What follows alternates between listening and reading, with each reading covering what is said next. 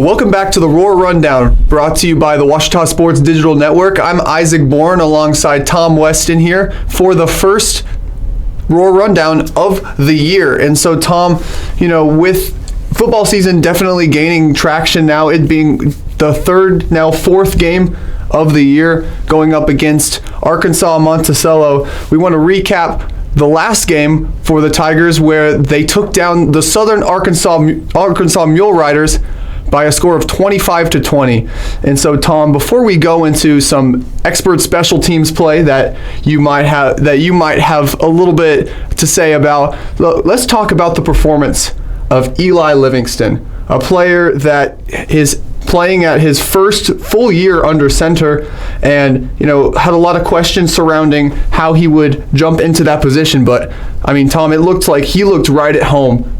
Yeah, on Saturday. So talk about Eli and what he's meant as a player to this team so far.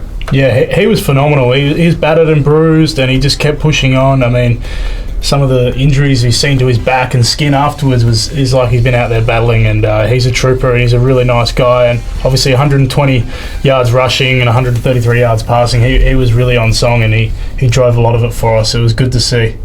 And then one thing about Livingston to keep in mind, especially for you GAC watchers out there, he is second in the conference in rushing yards. And just to put it on radar, he's a quarterback, Tom, and that's more than running back Kendall Givens, who has been a crazy talent for the Tigers as well. And so Livingston, definitely a player that you cannot drop back too much for, is with his ability to tuck it under and take it down on a lot of teams. And so on top of that, though, you saw his ability to drop back. And so, with his passing ability, what did he bring on Saturday? Yeah, plenty of looks for us, which was great. And also his running game was, we touched on it before in the meetings, his running game was superb, and got a few hits and bruises, but he, as I said, he just kept pushing on, and he just keeps going forward. No complaints, and yeah, he was a warrior out there, as I said, so it was good to see. Now for him, just to continue on and help the team, that's the goal. And especially with Livingston proving his ability in that game, you've got to be, as an opposing team, you've got to be sure that you cannot take too much, or you cannot divert too much to the stardom of players like Kendall Givens, who in the past teams have been able to lock in on in his running game. But now you have two players in that backfield that can take it for just yards and yards and yards. And on top of that, going into his passing game, you had players stepping up. And when a lot of times they want to lock down Connor Flanagan, a player who's just insane in the passing game as well, finishing all GAC first team in that regard last year as a wide receiver. Bo Baker, talk more about him. Yeah, Bo. Love Bo. He's had a great start to the year, obviously, as well, and his talent's immense, and it's good to see him firing, especially, and he's a funny young man, and as I said, it's really good to see him going well, and we're all playing pretty well as a team, and there's a lot of room for improvement as well, which is great. It can only make us get better, but yeah, Bo's been great, and it's good to see him firing. And then right now, as you see on your screen, you see Bo Baker's toe-tapping touchdown against SAU on Saturday, a play that they had to rerun through and make sure that it was for sure. I mean, with the hands to do it, Bo Baker, two crucial plays in that first half. First of all, you see right here, you see the catch for many yards in that area, but then also the toe-tapping touchdown that I prior mentioned, and those are his only two receptions of the day. It goes for 48 yards. And on a team that's not typically known for its pass game with its two strong runners in Livingston and Givens, Bo Baker proving to be a great weapon when other opposing offenses love to shut down weapons such as Connor Flanagan, like we talked about. And then finally, moving into that third aspect of a football team that every team loves to focus on in different parts of the game. You look at the special teams, and obviously you've got the Tigers standouts of Carter McElhaney, and you've got Dax Jaggers holding down that kicker position. But right now we're in the presence of what seems to be the biggest snub for for Special Teams Player of the Week in the GAC. Tom, talk about, I guess I'm not going to ask you too much to talk about how great you played, but talk about maybe, your strategy going into that game and talk about how you executed onto it. Yeah, well, the favourable conditions really helped me out there. It was nice to not be in Oklahoma with a blowing gale, and it was a nice night for football. As cliche as it sounds, it really does help me get in that right mindset. And I had a day. A bit of luck went my way, but I believe every time you have a good performance, you have to get a bit of luck. So that was great. And but yeah, Coach Knight really instills in me just to go out there and just do what I do, and he doesn't overcomplicate anything, and that really helps me be able to have days like I did on Saturday. Just now the challenge is for me to keep it going at a high standard. But yeah, obviously Mikey and Hendricks up there blocking me, protecting me. A lot goes to them to give me that freedom to get it away quick. Well, not have to get it away quick. I feel relaxed, and yeah, it's all flowing well. So just not getting carried away, but just keep it going. And you saw the two pinback plays, one of which, the one at that 1 yard line, leading to a safety on the Mule Riders after a holding penalty, which eventually gave the Tigers a lot of momentum to be able to head into that second half with a lead. And now going towards the future, looking towards this weekend, the Tigers now going up against University of Arkansas Monticello. And the only player I have written down for this Monticello team, 6th-year senior quarterback, DeMylan Brown. And Brown, while he has had a bit of a rough start to his year, he has been a constant star for the Boll Weevils, and now heading to the city of Arkadelphia this Saturday. When you look at a player that's been there for 6 years, what type of experience does that bring, and what type of game plan does the team have to do for him? Obviously, a lot of planning will have to go into him, and he's a weapon for them, obviously. And the UAM, they're a good side, and we're anticipating them to be at their best, which will be a challenge for us again. And hopefully, we can step up to the plate and keep it going. But yeah, they're a good side and plenty of weapons, and he's one of them. So we'll be looking to counteract that on the weekend. And Brown and the Boll Weevils will be coming in on Saturday. The broadcast will be right here on the Ouachita Sports Digital Network, starting at around 5:15, starting with the pregame show where we will host two former NFL or current NFL players in Gregory Jr. and Jalen Tolliver, both playing for Ouachita, one formerly playing for UAM. And we'll be interviewing them prior to the game, so make sure to stay tuned for that. But the Boll Weevils do come off a tough 63-3 loss to the Harding Bison, which just makes it more and more imperative for this Tiger team and for the GAC to stay on watch for this Harding team. And after winning the national championship last year, I'm sure that has to be on your radar. Absolutely, yeah. They're the team to beat. They proved it well and truly last year, and to get a scalp over them would be great, but it sounds cliche, but you got to focus 1 week at a time, and obviously they're the benchmark. But for now, it's UAM, and what can we do to get a victory against them.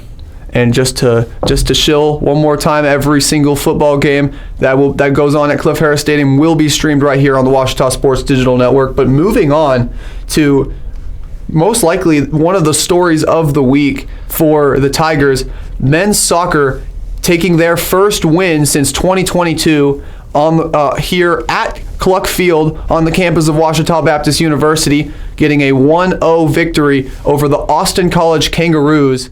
And with this being their first win since 2022, the last time the Tigers have won a game was a 3-1 win in Kansas City. And also their first win at home since 2021 in a 2-1 win over Southern Nazarene, as a team that has had struggles over the years under a new regime under Coach Wes Hollyfield. As a team that you've been part of teams that have been very successful. What does it mean for a team that hasn't to get that win? It boosts the morale and camaraderie for sure. That's probably one of the best things about a win like that, especially after such a big drought. I'm sure they'll be ecstatic, but they'll also be, down to earth and it's a win. That's great. We tick that off, but now we can build confidence on that for the next week, and I'm sure they're all focusing in on that. But yeah, it's a great achievement to finally get that duck off the back, and yeah, they can go forward now with momentum and confidence, and that's the beauty of it. And that one score for the Tigers in that win coming from Yao Gonçalves on a penalty kick in the box following a handball by the Kangaroos in that area, and the Tigers getting their first win at Cluck Field since, like we said, 2021 over Southern Nazarene.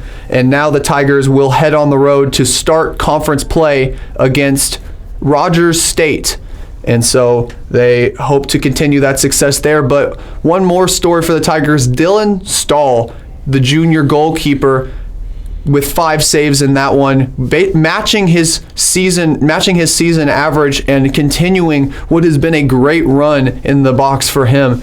He still remains at 3rd in the GAC, a player to watch out for and just a great addition to this Tiger defense. What does it mean for a team to have such a stout defense? Well, he's obviously a brick wall back there, with 5 saves. That's a phenomenal game, and it just it gives them confidence that nothing's going to get past. And I mean, with a game like that, as I said, he can build the confidence and keep it going, knows that it can be done in that fashion, and a pretty impressive game, really. I mean, yeah, they can have faith he's back there protecting them, and they can sort of look to attack a bit more. But yeah, it's a great game overall, and good for them to get that win. It's great to see.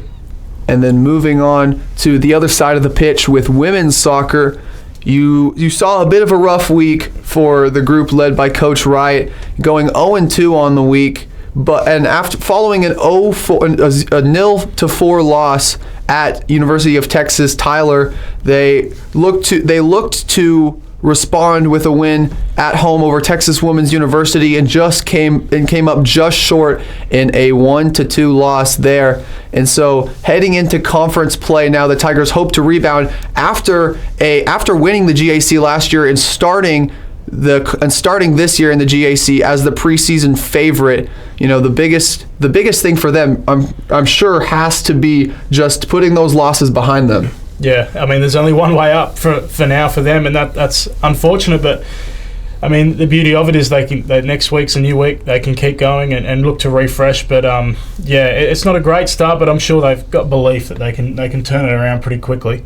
And the biggest bright side for this women's soccer team so far has been the play up front. While a lot of times their defense has let a couple shots past them.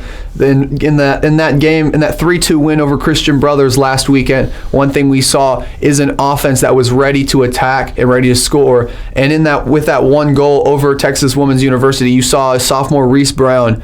And when you have so many talented young players, that front line and midfielders consisting of mostly freshmen and sophomore, you see Reese Brown, but you also see McKenna Wright as a midfielder being a solid piece for that team and a solid piece for the Tiger future, which is looking very bright as of right now. And there's nothing more than up from here for the Tigers, especially while they do have a lot of veteran pieces, they do also have a lot of younger pieces as well to build off. Absolutely. I mean, as you said, it's only one way, and that's up. And I mean, the small hurdle, and if they can overcome this, it'll be a great story. So I'm hoping, and I'm sure they know that they can turn this around quick. They got the belief because obviously reigning champs. So it's not all lost, but yeah, pretty quick turnarounds required. And then the Tigers will head to Ada, Oklahoma to start their conference play against East Central this Saturday. And so with that, the Tigers will hope to rebound from this 2-game losing streak. But then heading into another women's sport, this time heading inside to the Sturgis Physical Education Center, the volleyball had themselves a bit of an up and down week, finally finishing with a big up, as this news comes just minutes before we have recorded in the GAC Players of the Week, as the Tigers have swept, winning Offensive Player of the Week, Defensive Player of the Week, and Setter of the Week. An achievement that the Tigers have not achieved in quite some time, as Emily Adams takes home Offensive Player of the Week, Avery Jowes, the lone senior of this team and the libero, takes Defensive Player of the Week, and Courtney Hansen, just continuing business as usual, the junior taking her second GAC Setter of the Week this time, for the year. And, the Tigers, you look at their week, you see that loss to SAU at home. That one really hurt after, they started to show a little bit of fight towards the end. But then they go over to Bolivar, Missouri on the campus of Southwest Baptist, and they drop their first two of the tournament. It takes a lot of resilience for this Tiger team to drop the first two, but then going into that second day on Saturday, taking 2 3-1 wins over Truman State and Southwest Baptist. And having a team that has a losing streak like that, but then rebounding right back into 2 more wins, what does that mean to a coach like Elson Frizzle-Kaiser? Yeah, he'll be able to see the resilience in the group, which is great and very encouraging for him and his team. But as you said, up and down sort of a weekend or tournament for them, but good to respond in that fashion. And the clean sweep there is quite impressive. So he'll take some positives out of that. And I'm sure the group will. And, up and down, but, it happens and they can turn it around, and they have shown resilience. So that's pretty impressive. And now the Tigers, after this type of week, they will head into this week with 2 games on the docket for them. First, they travel to Harding on Tuesday, which should be today if when this podcast comes out. And then on Thursday, they will be right back here at home at the Sturgis Physical Education Center for a matchup against the Boll Weevils of University of Arkansas Monticello. So a lot of green coming to campus this weekend, obviously, with Arkansas Monticello's volleyball team coming on Thursday, and then on Saturday, you guys going up against the Boll Weevils on the field. And so with that, just continuing on to the final fall sport that we are talking about today with the cross country teams. Business as usual, wouldn't you say? Absolutely, business as usual. Yep, they keep on keeping on. It's good to see. And business as usual it was as the Tigers headed to the beach for this one in Pensacola, Florida, close to the campus of West Florida University. And you saw, of course, the women's team doing what they do best, dominating on the beach. Izzy Bro being the highlight of the weekend, taking her second first place finish of the season, and in the 5K race finishing with a time of 19:22:50. And you were both looking at the words that it says on our plan right here, a margin of almost 11 seconds. You just continue to see the seniors' dominance, and you've seen her growth over the years, and now here she is in the spotlight for this women's cross-country team, being the head player and the leader for this team. And then you look at the men's side, and they pick up their second win of the season, Oh, and you see Lawson Sanders and Whit Lawrence taking second and third respectively for this Tiger team, just showing the depth that they have with those 2 runners. But also you see down the lineup, just continuing to see runner after runner being at the top of all of these races, and it's definitely going to bode well for the postseason, which is coming up very fast. Yeah, it's impressive, especially Izzy there, margin by 11 seconds in the 5K. That's phenomenal. And it's gotten me tired just sitting here thinking about it. That's super impressive, and it's good to see them still performing at such a high level, consistency. They're a really good program down there. And with that is going to conclude the Roar Rundown for this week. But please stay tuned for next week, as we'll be back. We might be different staff, but we will continue on with your more sports updates across the campus of Ouachita Baptist University for fall sports. But then as winter sports go on, and then as spring sports start, we will be here across the year. So make sure to tune in here to the Ouachita Sports Digital Network, and specifically the Roar Rundown.